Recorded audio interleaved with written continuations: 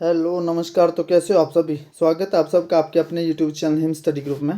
तो आज आपके लिए हम एक और मॉक टेस्ट लेके आए हैं जिसमें कि आपका एचपी जीके रहेगा और हिंदी ग्रामर रहेगा। ठीक है, तो कंटिन्यू आपके लिए मॉक टेस्ट चले हुए हैं। हर एक दिन छोड़ के आपके लिए मॉक टेस्ट अपलोड होते हैं। तो मॉक टेस्ट जो है आपके शाम को 7:30 बजे अपलोड होता है। तो अपने टाइम से वीडियो को वॉच आउट कर लेना और आप हमारे टेलीग्राम चैनल से भी जुड़ सकते हो जिसका लिंक जो डिस्क्रिप्शन बॉक्स में दे रखा है। ठीक है, तो अब जैसे कि आपको पता है कि आचार संहिता जो वो ख़त्म हो गई है, तो अब कुछ ना कुछ सरकार करेगी आपकी भर्तियाँ जो है। सबसे पहले प्रायोरिटी आपकी ग्रुप सी की, जैसे पटवारी की होगी और पुलिस की होगी। ये आपके अगले मंथ तक जो आपकी इसका कुछ ना कुछ आपको देखने को मिल सकता है। जुलाई लगा है तो अगस्त तक शायद आपके फॉर्म भी, मतलब जो इसके फॉर्म फिलअप होने हो सकते हैं, मतलब पुलिस के और पटवारी के दो की उम्मीद है। अभी आगे देखते हैं क्या होता है। ठीक है, बाकी डेली आपके मॉक टेस्ट चले हुए हैं। डेली तो नहीं, एक दिन छोड़ के आप मॉक टेस्टों को अटेंड कीजिए। और 20 क्वेश्चन होते हैं इसमें। तो 20 में से आपके स्कोर कितना होता है वो अपने कमेंट सेक्शन में कमेंट करके जो है वो ज़रूर बताना है। ठीक है, तो चलिए स्टार्ट करते हैं आज का फर्स्ट क्वेश्चन। तो फर्स्ट क्वेश्चन है कि शिवालिक श्रेणी किस जिले को स्पर्श नहीं करती? तो जो शिवालिक की पहाड़ियाँ हैं वो कौन से ज़िले में जो वो नहीं पड़ती है? ठीक है, तो ये शिमले को स्पर्श नहीं करती है, या बिलासपुर को, या हमीरपुर को, या कांगड़ा को। तो इसका एक क्वेश्चन और बनता है कि जो शिवालिक की श्रेणियाँ हैं वो मुख्य रूप से किन जिलों में होती है, किन जिलों में पड़ती हैं? शिवालिक श्रेणियाँ जो है मुख्य रूप से किन जिलों में पड़ती हैं?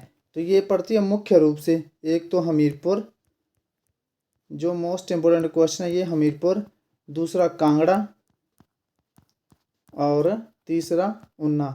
ये क्वेश्चन आपका ऐसे बनता है कि तीन ऐसे आपके क्वेश्चन आएंगे कि ऐसे कौन से राज्य, ऐसे कौन से जिले हैं जो पूर्ण रूप से शिवालिक पहाड़ियों के अंतर्गत आते हैं?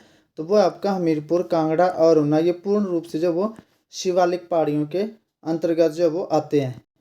लेकिन यहाँ पर यह पूछा गया है कि शिवालिक श्रेणी किस जिले को स्पर्श नहीं करती? तो यहाँ पे जो वो शिमला को स्पर्श नहीं करती। ठीक है, बिलासपुर भी थोड़ा थोड़ा जो वो शिवालिक श्रेणी को जो वो शिवालिक श्रेणी जो वो स्पर्श करती है बिलासपुर में भी। तो शिमला जो है ये जो आपका शिवालिक श्रेणी को स्पर्श नहीं करता है। चलते हैं नेक्स्ट क्वेश्चन की ओर। नेक्स्ट क्वेश्चन है कि प्राचीन काल में शिवालिक हिल को किस नाम से जाना जाता था? तो प्राचीन काल में शिवालिक हिल को हिमालय पर्वत के नाम से जाना जाता है, जम्बू पर्वत के नाम से, विंध्याचल या मेनाक। तो प्राचीन काल में जो वो शिवालिक हिल जो है वो उसको जाना जाता था मेनाक पर्वत के नाम से। तो प्राचीन काल में जो शिवालिक हिल है उसको मेनाक पर्वत के नाम से जाना जाता था। चलते हैं नेक्स्ट क्वेश्चन की ओर। नेक्स्ट क्वेश्चन है कि नैना देवी की पहाड़ियाँ किस जिले में स्थित है? तो नैना देवी की पहाड़ियाँ ये उन्ना जिले में स्थित है, कांगड़ा में, बिलासपुर में, या सोलन में। तो आपको पता है कि नैना देवी का मंदिर कहाँ पे है? ये बिलासपुर डिस्ट्रिक्ट में। ठीक है, बिलासपुर डिस्ट्रिक्ट में आपका नैना देवी का मंदिर है। तो नैना देवी की पहाड़ियाँ भी कहाँ होगी? बिलासपुर जिले में जो वो ये स्थित है। चलते हैं नेक्स्ट क्वेश्चन की ओर। नेक्स्ट क्वेश्चन है कि पीर पंजाल पर्वत श्रृंखला मुख्यतः किस जिले में पड़ती है? तो अब पीर पंजाल पर्वत श्रृंखला बोला गया, मुख्यतः वो किस जिले में पड़ती है? कांगड़ा में, चंबा में, मंडी में, या सिरमौर में? तो पीर पंजाल पर्वत श्रृंखला जो वो मुख्यतः पड़ती है आपके चंबा डिस्ट्रिक्ट में। तो चंबा डिस्ट्रिक्ट का राइट आंसर हो जाएगा। चलते हैं नेक्स्ट क्वेश्चन की ओर। नेक्स्ट क्वेश्चन है कि बड़ा कंडे चोटी जो बड़ा कंडा चोटी जो है ये किस जिले में स्थित है? तो बड़ा कंडा चोटी जो है कुल्लू जिले में स्थित है, लाहौल स्पीति में, किन्नौर में, या चंबा में? तो बड़ा कंडा चोटी जो है ये कौन से ज़िले में जो है ये स्थित है? तो ये आपके चंबा ज़िले में। तो बड़ा कंडा चोटी हिमाचल प्रदेश के चंबा ज़िले में जो ये स्थित है। चलते हैं नेक्स्ट क्वेश्चन की ओर। नेक्स्ट क्वेश्चन है कि बांदली वन्य जीव अभयारण्य किस जिले में स्थित है? तो बांदली वन्य जीव अभयारण्य आपका चंबा में है, बिलासपुर में है, शिमला में है, या मंडी में है? तो बांदली वन्य जीव अभयारण्य जो हिमाचल प्रदेश के मंडी डिस्ट्रिक्ट में जो ये स्थित है। एक बांदली हो गया, एक नरगू हो गया, और एक हो गया आपका शिकारी देवी। ठीक है, फेमस जो जो ज़्यादा इम्पोर्टेंट है एग्ज़ाम के पॉइंट ऑफ व्यू से। ठीक है, वो यहाँ पे मैंने तीनों लिख दिया है। बांदली हो गया, नरगू हो गया, शिकारी देवी हो गया, ये तीनों वन्य जीव अभयारण्य जो भी ये हिमाचल प्रदेश के मंडी डिस्ट्रिक्ट में जो ये स्थित है। चलते हैं नेक्स्ट क्वेश्चन की ओर। नेक्स्ट क्वेश्चन है कि हिमाचल प्रदेश का सबसे छोटा वन्य जीव विहार कौन सा है? ये पूछा कि सबसे छोटा वन्य जीव विहार कौन सा है? ये शिकारी देवी है, सिंबलवाड़ा है, रेणुका है, या शिल्ली है? तो सबसे छोटा जो वन्य जीव अभयारण्य जो है वो है शिल्ली। शिल्ली जो है ये हिमाचल प्रदेश का सबसे छोटा वन्य जीव अभयारण्य है। तो चलते हैं नेक्स्ट क्वेश्चन की ओर। नेक्स्ट क्वेश्चन है आपका कि इरावती कौन सी नदी का संस्कृत नाम है। तो इरावती कौन सी नदी का संस्कृत नाम है। ये रावी का है, सतलुज का है, या चिनाब का है, या ब्यास का है। तो जो इरावती है ये है आपका संस्कृत नाम। संस्कृत नाम आपका क्या, इरावती। ठीक है, तो ये कौन सी नदी का है, ये आपका रावी नदी का जो वो संस्कृत नाम है इरावती। और इसका वैदिक नाम क्या है। तो इसका जो वैदिक नाम है वो है आपका पुरुषानी। ठीक है, पुरुषानी जो इसका वैदिक नाम है। तो जो आपकी इरावती है इसी को रावी नदी बुलाते हैं, लेकिन ये इसका संस्कृत नाम है। और पुरुषानी जो इसका वैदिक नाम है। और सतलुज नदी का वैदिक नाम क्या है। सतलुज नदी का जो वैदिक नाम है वो सुतुद्री है, सुतुद्री। ठीक है, और इसका संस्कृत नाम जो है, संस्कृत नाम शुतुद्र है, शुतुद्र। ठीक है, शुतुद्र। और जो आपका चिनाब है, चिनाब नदी का जो है वो वैदिक नाम क्या है। तो चिनाब नदी का वैदिक नाम है अस्कनी, और संस्कृत नाम है चंद्रभागा। ठीक है, ब्यास, ब्यास का वैदिक नाम है आपका अर्जकिया। ठीक है, ब्यास का जो वैदिक नाम है वो है आपका अर्जकिया, और संस्कृत नाम जो वो आपका विपाशा है। ठीक है, तो ये कुछ इम्पोर्टेंट आपकी इंफॉर्मेशन थी। तो ये आपके नदियों के वैदिक और संस्कृत नाम है, इम्पोर्टेंट है ये भी, और एग्जाम में पूछे जाते हैं, आपको सारे जो पता होना चाहिए। तो चलते हैं नेक्स्ट क्वेश्चन की ओर। नेक्स्ट क्वेश्चन है कि कल्पा कौन सी नदी के किनारे जो है वो बसा हुआ शहर है। तो कल्पा जो वो ब्यास नदी के किनारे बसा हुआ शहर है, यमुना नदी के किनारे, सतलुज नदी के किनारे, या फिर चिनाब नदी के किनारे जो वो बसा हुआ शहर है। तो जो कल्पा है ये कौन सी नदी के किनारे बसा हुआ शहर है। तो ये है आपका सतलुज नदी के किनारे बसा हुआ कल्पा जो है ये सतलुज नदी के किनारे जो वह बसा हुआ शहर है। चलते हैं नेक्स्ट क्वेश्चन की ओर। नेक्स्ट क्वेश्चन है कि गिरि और पब्बर किसकी सहायक नदियाँ हैं। तो गिरि और पब्बर जो ब्यास की सहायक नदियाँ हैं, सतलुज की है, यमुना की है, या चिनाब की है। तो गिरि और पब्बर मोस्ट इंपोर्टेंट क्वेश्चन है ये भी आपके लिए। तो गिरि और पब्बर जो आपकी ये है यमुना की सहायक नदियाँ। किसकी, यमुना की सहायक नदियाँ आपकी गिरि और पब्बर। ठीक है, तो चलते हैं नेक्स्ट क्वेश्चन की ओर। ये आपका HPGK था, इसमें कि आपके 10 क्वेश्चन थे। और अब आगे आपका स्टार्ट होता है हिंदी ग्रामर। तो हिंदी ग्रामर के भी 10 क्वेश्चन रहेंगे आपके। तो हिंदी ग्रामर का आपका फर्स्ट क्वेश्चन है कि आजन्म, आजन्म में कौन सा समास है। ठीक है, तो आजन्म, तो आपको एक बात बता दें, आजन्म, ठीक है, तो इसमें क्या उपसर्ग लगा हुआ है, क्या आजन्म, आ उपसर्ग लगा हुआ है। ठीक है, तो जहाँ पर भी आ, अनु हो गया, यथा हो गया, प्रति हो गया, निर हो गया, भर हो गया। ठीक है, ये सारे उपसर्ग, ये क्या है, सारे उपसर्ग ये लगे हों तो वहाँ पे जो समास है आपका वो हो जाता है आपका अव्ययीभाव समास। कौन सा, अव्ययीभाव समास होता है वहाँ पे, ये आपने ध्यान रखना है। तो आजन्म में कौन सा समास है, अव्ययीभाव है, तत्पुरुष है, द्वंद्व है, या द्विगु। तो ये आपको यहाँ से क्लियर हो गया कि अव्ययीभाव में जो समास आपका कौन सा समास है, अव्ययीभाव में, अव्ययीभाव समास है आपका आजन्म में। आजन्म में समास कौन सा है, अव्ययीभाव। चलते हैं नेक्स्ट क्वेश्चन की ओर। नेक्स्ट क्वेश्चन है कि भाई बहन में कौन सा समास है।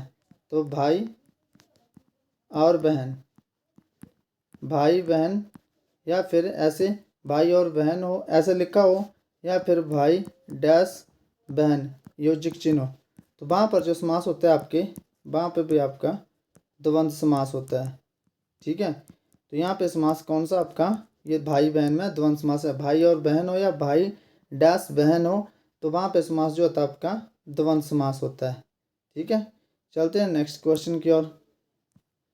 नेक्स्ट क्वेश्चन है कि दो या दो से अधिक शब्दों से मिलकर बने सार्थक शब्द को सार्थक शब्द को क्या कहा जाता है।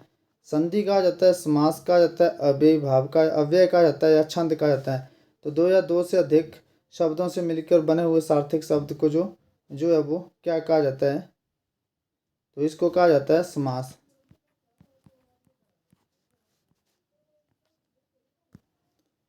तो चलते हैं नेक्स्ट क्वेश्चन की ओर। नेक्स्ट क्वेश्चन आपका कि देवासुर में कौन सा समास है। तो देवासुर, जब इसका शब्द विग्रह करेंगे तो ये बनेगा देव और असुर, देव और असुर। तो देवासुर में कौन सा समास हो जाएगा। तो आपको बताया कि जहाँ पे आपका डैश हो और से शब्द बन जाए आपका, बाकी एक दूसरे के विपरीत हो। देव और असुर क्या एक दूसरे के विपरीत हैं, तो वहाँ पर जो समास होता है आपका वो होता है द्वंद्व समास हो जाता है। तो देवासुर में यहाँ पे कौन सा समास हो जाएगा। देवासुर में आपका द्वंद्व समास हो जाएगा। कर्मधारय में पहला पद जो वो विशेषण होता है, ठीक है, विशेषता बताता है। अव्ययी भाव में जहाँ उपसर्ग लगे वो होता है। तत्पुरुष में कारक विभक्तियाँ आती हैं। तत्पुरुष में क्या आता है आपका कारक विभक्तियाँ आती है, ठीक है। और द्विगु समास में क्या होता है। द्विगु समास में पहला जो पद है आपका वो संख्यावाचक होता है, ठीक है। पहला पद जो वो संख्यावाचक होता है। तो चलते हैं नेक्स्ट क्वेश्चन की ओर। नेक्स्ट क्वेश्चन आपका कि भारतीय संविधान के किन अनुच्छेदों में राजभाषा संबंधी प्रावधानों का उल्लेख है, ठीक है। मोस्ट इंपोर्टेंट क्वेश्चन आपका ये कि भारतीय संविधान में किन अनुच्छेदों में राजभाषा संबंधी प्रावधानों का उल्लेख है। तो ये 343 से 351 तक है, 443 से 135 तक है, 434 से 315 तक है, या 334 से 153 तक है। तो भारतीय संविधान में जो आपका 343 से लेकर 351 तक, ठीक है, 343 से लेकर जो 351 तक जो है वो राजभाषा संबंधी प्रावधानों का जो है वो ये उल्लेख है। चलते हैं नेक्स्ट क्वेश्चन की ओर। तो नेक्स्ट क्वेश्चन आपका जीव के आधार पर स्वर के कितने भेद होते हैं। तो जीव के आधार पर स्वर के भेद कितने होते हैं। जीव के आधार पर होता है आपका अग्र स्वर, ठीक है, एक होता है आपका मध्य स्वर और एक होता है आपका पश्च स्वर। तो जीव के आधार पर स्वर के कितने भेद होते हैं, 1 2 3। तो जीव के आधार पर स्वर के 3 भेद होते हैं, अग्र स्वर, मध्य स्वर और पश्च स्वर। चलते हैं नेक्स्ट क्वेश्चन की ओर। नेक्स्ट क्वेश्चन आपका री वर्ण का उच्चारण स्थान क्या है। तो री वर्ण का उच्चारण स्थान मूर्धन्य है, तालव्य है, ओष्ठ्य है या कंठ है। तो री वर्ण का जो उच्चारण स्थान है आपका ये मूर्धन्य हो जाएगा। चलते हैं नेक्स्ट क्वेश्चन की ओर। नेक्स्ट क्वेश्चन आपका य वर्ण का उच्चारण स्थान क्या है, मूर्धन्य है, तालव्य है, ओष्ठ्य है या कंठ है। तो यहाँ पे ये समझने वाली बात है, जैसे च हो गया, छ हो गया, ज हो गया, झ हो गया और अण्य, इन सब का उच्चारण स्थान क्या है, मूर्धन्य है, ठीक है, मूर्धन्य है इन सब का। इसके अलावा य हो गया, ठीक है, फिर श हो गया, ये जो है य और श ये भी आपके किस में, सॉरी मूर्धन्य ने, ये तालव्य है, ठीक है, ध्यान रखना थोड़ा, तालव्य है ये जो तालव्य है। और य और श जो आपका ये भी किस में आता है, तालव्य में ही आ जाते हैं, ठीक है। और ये षटकोण वाला जो स होता है ये आता है आपका मूर्धन्य में, ये आता है आपका मूर्धन्य में, ठीक है। तो ये थोड़ा सा आपने ध्यान रखना है।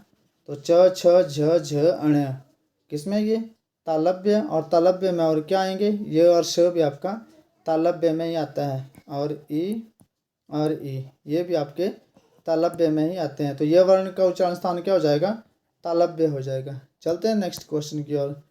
नेक्स्ट क्वेश्चन आपका कि उल्लेख में कौन सी संधि है। तो गुण संधि है, व्यंजन संधि है, स्वर संधि है, विसर्ग संधि है। तो जब इसका संधि विच्छेद करेंगे तो क्या बन जाएगा, तो ये हो जाएगा उत्तजमा लेख, ठीक है। तो जहाँ भी हलांत आ जाए पे जहाँ भी आपका हलांत आ जाए वहाँ पर संधि कौन सी हो जाती है, आपकी व्यंजन संधि जो वो हो जाती है, ठीक है। जहाँ पे हलांत आ जाए वो संधि आपकी व्यंजन संधि होगी। चलते हैं नेक्स्ट क्वेश्चन की ओर। नेक्स्ट क्वेश्चन है कि दिगंबर में कौन सी संधि है। तो इसका संधि विच्छेद कर लो, तो दिक् जमा अंबर। तो यहाँ भी क्या आ गया, हलांत आ गया, तो ये भी कौन सी संधि हो जाएगी, आपकी व्यंजन संधि जो ये हो जाएगी, ठीक है। तो इसमें भी कौन सी संधि, आपकी दिगंबर में भी व्यंजन संधि। तो ये थे आपके 20 क्वेश्चन। तो 20 में से आपके कितने जो क्वेश्चन है वो ठीक हुए हैं, आपने कमेंट सेक्शन में कमेंट करके जरूर बताने हैं। तो मिलते हैं नेक्स्ट सेशन में, तब तक के लिए जय हिंद, जय भारत।